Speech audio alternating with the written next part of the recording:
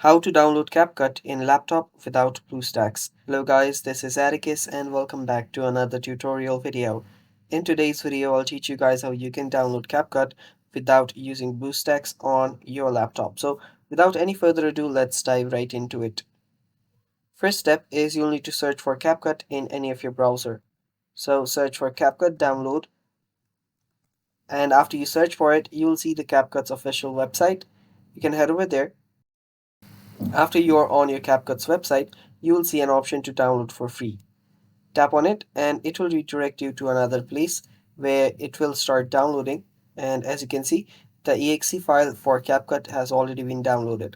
Now all you have to do is tap on this button, and as you can see, it will start installing. And after it starts installing like this, it will get downloaded.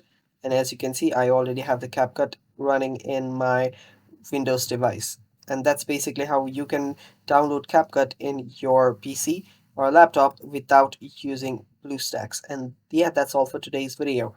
Thanks for watching. Stay tuned for more, and bye bye.